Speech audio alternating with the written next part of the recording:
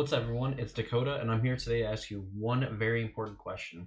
Have you ever wanted to play Delver in the modern format, but not actually have to register the card Delver Secrets?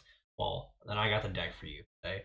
So today we're going to be going over Murktide region, or like the blue-red Murktide decks.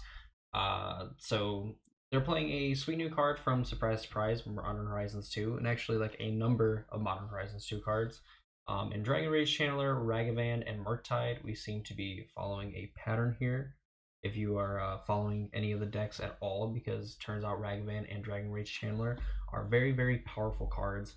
They kind of synergize well with cards like Murktide Regent. Murktide Regent says when it enters the battle, or it'll enter the battlefield with a +1/+1 counter on for each instant or sorcery card exiled with it. And then whenever an instant or sorcery card leaves your graveyard, you put a +1/+1 counter on Murktide Regent. We'll probably be getting into that last kind of bit of text on it later. But essentially, Murktide Regent can be a 2 mana 8/8 flyer, which is very, very good. It doesn't die to Unholy Heat. It doesn't die to exactly one Unholy Heat if you have Delirium, and is doesn't die to like Fatal Push and cannot be Prismatic Ending.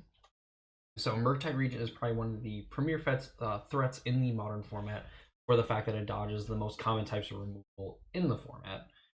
Of course, Dragon Rage Channeler, very powerful card, can essentially be like the Delver for this deck, right? Like it can be a 1 mana 1/1 on turn 1 that eventually by like turn 2 or even turn 3 ends up being a 3 power flyer. For that initial 1 mana investment, just Dragon Rage Channeler is a lot better for the fact that it kind of feels Murktide Regent and can dig you to like some of your more reactive spells that you need. Also makes keeping one landers very, very good in this deck when you have opening hands that are like Spire Bluff Canal, a Dragon Rage Channeler, and a Mistress Bauble that can just help you dig for that second land that you can to cast like some of your other cantrips and be able to essentially cast like Murktide Regents and be able to leave up interaction as well. So that's kind of what the deck is trying to do, is kind of stick one of these threats early and just hopefully win the game by behind that playing some of your other like reactive spells. um, Cards like Consider let you dig through your deck more, let you put the top card of your library into your graveyard, and then draw a card. So you can choose to leave that card on top and draw that card if it's a card that you want. If it's like another spell and you have a Murktide Regent in hand, you can definitely just mill that spell and then draw a random card off the top, essentially putting 2 spells in the graveyard for Murktide Regent. Lightning Bolt, Unholy Heat are essentially like the big removal pieces in this deck. Lightning Bolt looking better in the Murktide and like really aggressive, like I would say low to the ground, even though we're playing in a 7-drop uh, spells, because it can go to the face and give you that extra push of damage that you need to just kind of close out the game. Dragon Rage Chandler, Ragavan, and Murktide do end games pretty quickly if they go unchecked, but just having 1 or 2 lightning bolts to throw at your opponent's face also can end the game really, really quick after a few Dragon Rage Channeler hits when you have Delirium or a few Ragavan hits. One of Serum Visions, just again, it's a draw card, scry 2. Just can set up your draws very nicely on turn 1 if you don't have a Dragon Rage Channeler or Ragavan to play. Also, just, it feels free when you have cards like Consider that can kind of just go past if you need to. Spell Pierce, Counterspell, and Archmage Charm being like some of the interaction you have in the deck. Spell Pierce has been a card that's in Modern forever. Counter target non-creature spell unless the controller pays 2. Can really just like tempo your opponent like on turn 2 if all you have is like say another Dragon Rage Channeler or maybe like a Ragavan or a Dragon Rage Channeler, whatever it is, and be able to leave it in interaction. Or if you like Ragavan on turn 1, hit with it on turn 2, like you could play like Expressive Iteration, which is another card that we'll kind of see a lot in some of these modern decks, and be able to leave up like Spell Pierce to protect your monkey and things like that. So definitely some good interaction to have. Counterspell, obviously, just counter target spell, very, very good. Definitely worth being a 4 of, again, when you can just like sit back and like protect Ragavan or Dragon Rage Channeler and generate value. Archmage's Charm for the triple blue. Countering a spell, drawing 2 cards, or gaining control of a target non-land permanent with mana value 1 or less. This has some utility because you can take some of your opponent's tokens from their Urza Saga if you so choose to.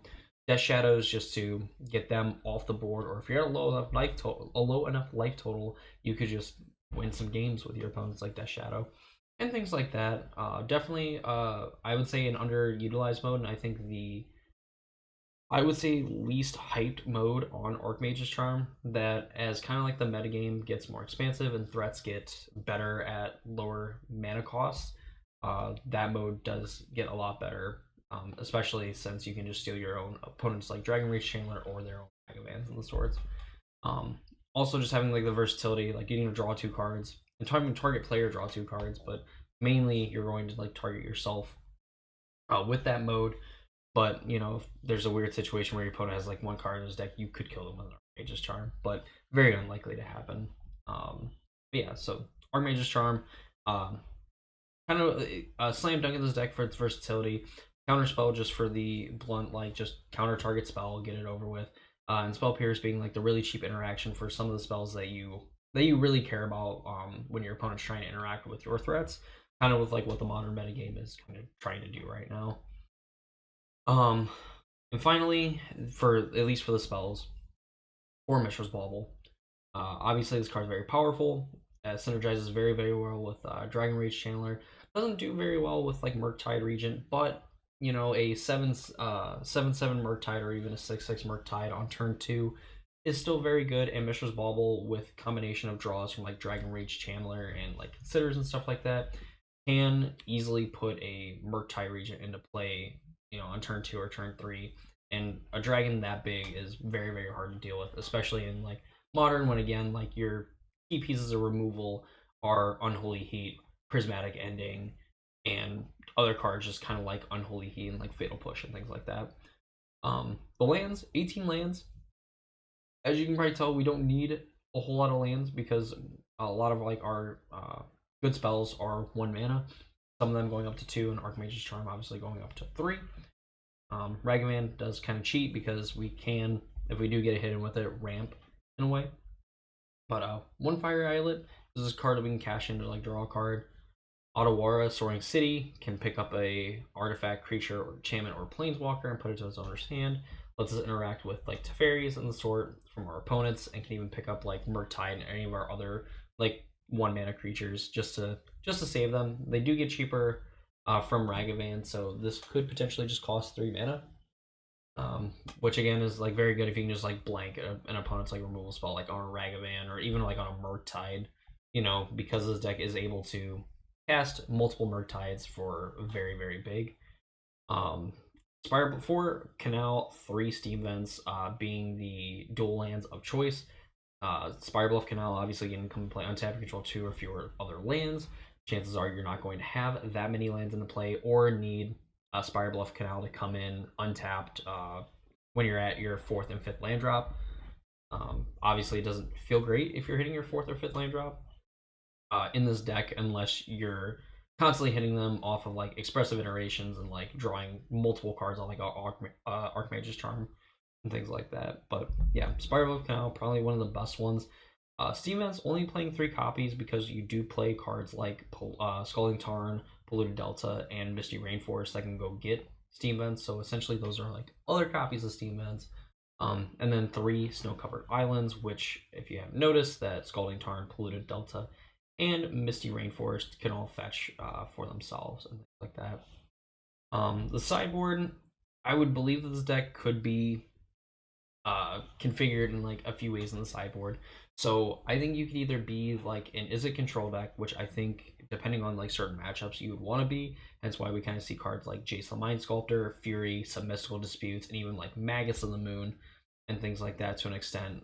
Force of Negation as well, just kind of getting to be like a card that you can interact with like some of the other like Living End decks or even the other Cascade decks, where if they need to go off on your turn or try to go off on your turn, you have ways to kind of tap out for your things and then also still leave up some amount of interaction. Torpor Orb, for some of like the other like combo creature decks, Dress Down is a very good card. I'm not gonna lie, keep it a buck. Dress Down can honestly just like blank some of your opponent's creatures. It kills the construct tokens from Urza Saga very, very well, and I'm going to say that's probably the biggest reason why Dress Down is here, because it can just essentially be like an instant speed like removal for all of those creatures, which is very good. A Braid, obviously very versatile, like can be used as like a removals, extra removal against like creature decks, destroying target artifacts. You know, just being a shatter of its own right is very good and gets a spot because of its versatility. Relic, you actually have some interesting like interactions with Murktide starting on the battlefield and Relic of Progenitus. So remember when I said earlier that whenever you have an instant or sorcery leave your graveyard, you can put a +1/+1 counter on Murktide Regent. Relic of Progenitus says target player removes a card from his or her graveyard from the game. You can target yourself with Relic of Progenitus, exile like a counter spell or like an Unholy Heat, and just grow your Murktide Regent, or you could just pop Relic, draw a card, exile all those cards, and then whenever any of those cards leave, you know, if you have 3, 4, 5 other ones in the graveyard, you can grow Murktide Regent. And a lot of times, like Relic can come into like graveyard based matchups, you know, just as a way to like blank living ends and things like that, or like against Dredge and the decks of the sort. Relic can also just grow your Murktide Regent to where like it can just win the game, you know, hit for 13, 14 points of damage, and your opponent really can't do anything about it because again, Murktide does a very good job of dodging a lot of removal. You could also use it in response to like a second Unholy Heat to not only grow your Murktide Regent, but also just to blank the spell altogether. Just having it deal 2 damage and then obviously growing your own Murktide out of range. Flusterstorm, just more like 1 mana interaction. Engineer Explosive, good against Rhino tokens. And the sort. And any other problematic permanents. I mean, you can only ever really put it on 2. And even though there's some good 3-drops, like with the Jund deck, kind of coming back in like prominence and getting to play like Liliana's and Tyler's Trackers and things like that. Even like Hitsugu, which can be very bad if it exiles your graveyard and you're kind of sitting on a Murktide trying to position into one, but you're just not able to find like a good time to play it. Engineered explosives can be weak in that regard, but aside from that, just very good early interaction, especially for like the Rhinos decks and like that. Are we finished? Because I don't think I've ever had like very good things to say about like Delver type strategies or tempo type strategies. They're very fun to play and they're very satisfying if you're a player that enjoys tempo strategies. And I think this is probably easily one of the best tempo strategies, given the fact that it has like the biggest share in terms of like the metagame and things like that. Um, Definitely gets to play a an aggressive creature like on turn 1 and then just be able to protect it from there, or just kind of finish the game quick with like cards like Murktide Regent, because Murktide Regent is a very good Magic card in its own right. Obviously, the best thing would be for Murktide to be an 8/8 when it comes into play, and then just probably winning in like 1 or 2 swings, or just winning in 1 swing and then like lightning bolting your opponent, right?